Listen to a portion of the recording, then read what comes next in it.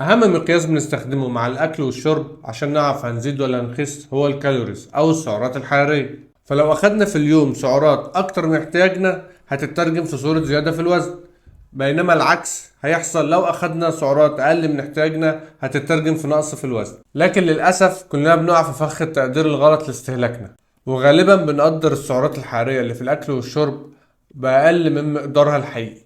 وعشان كده النهاردة هقولك ازاي ممكن تحسب السعرات الحرارية اللي في الأكل اللي بنستهلكه بدون ما تستخدم آلة حاسبة أو تدخل في حسابات معقدة كل مرة تاكل أو تشرب فيها. الحسابات دي تقريبية عشان نسهل على نفسنا، مش هنعتمد على الوزن أو الجرامات، هنعتمد على المقدار الشائع من كل أكل. خلينا نبدأ من أول اليوم. وجبة الفطار أهم عنصر في فطارنا هو العيش أو الخبز. فبكل بساطة عندنا رغيف العيش الصغير وزنه 50 جرام، فيه تقريبا 150 سعر حراري، والنوع الكبير منه بيبقى 80 جرام، فيه حوالي 250 سعر حراري. لو هناخد شوية فول 4 معالق كبار هيبقى فيهم حوالي 100 كالوري، مع شوية زيت بسيط ممكن يبقى في حدود 150 كالوري، مع طحينة ممكن يبقى 200 كالوري. بيضة مقلية بزيت خفيف هتبقى 100 كالوري تقريبا، لو بيضة مسلوقة هتبقى 75 كالوري. شوية جبنة، معلقتين جبنة كبار حوالي 50 جرام، فيهم 150 سعر حراري. ممكن تحط عليها خيار أو طماطم، مش هتفرق بشكل يذكر. كده وصلنا كام؟ حاول دايما تقربها، ما تصعبهاش على نفسك. حوالي 550 سعر حراري. ده نموذج الفطار الصحي المتوازن. لو هتدوس جامد بقى بطاطس ولانشون ومربى، الحساب كده يختلف خالص. معلقة مربى مثلا فيها 50 سعر حراري، قطعتين لانشون حوالي 250 سعر حراري، شوية بطاطس مقلية 200 سعر حراري. وطبعا هنحتاج نزود العيش رغيف كمان ب 150.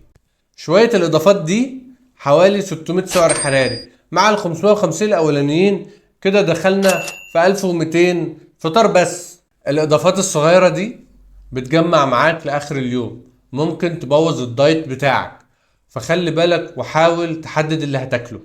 فطرنا الحمد لله. عاوزين نشرب شاي بقى. الشاي لوحده مفهوش اي سعرات حرارية، انما لو هتحط عليه سكر، المعلقة السكر ب20 سعر حراري. ايوه انا مزودها شوية عشان عارفك بتحب تملى المعلقة. نيجي للغدا بقى.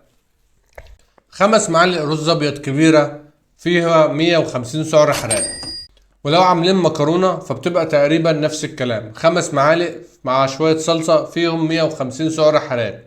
طبعا مع فرق القيمة الغذائية بينها وبين الرز، احنا اتكلمنا عن الكلام ده في الفيديو اللي فات. نرجع للغدا. ربع فرخة فيه 250 سعر، لو هتبقى محمرة هتبقى 300 سعر. 5 معالق طبيخ بقوليات مثلا زي الفاصوليا واللوبيا والعدس او بسلة بالبطاطس فيهم تقريبا 300 سعر حراري. البامية اقل شوية لو هتتعمل من غير اضافات زي اللحمة الضاني او حاجة تانية، بتبقى 150 سعر حراري. اللحوم قطعة لحمة في حجم علبة الكبريت فيها تقريبا 100 سعر حراري. السلطات بقى كل منها زي ما تحب، مش هتعدي 50 سعر حراري. اما العشاء فطريقة حسابه بتبقى زي الفطار لو نفس الاصناف اللي فيها تتكرر. لو عجبك الفيديو عرفنا بلايك، ولو عايزين نتكلم على اصناف تانية اسألونا في الكومنتات، ولو لسه مش مشترك في القناة اعمل اشتراك عشان يوصلك كل مفيد. خلي بالك وعيشها بصحة. سلام.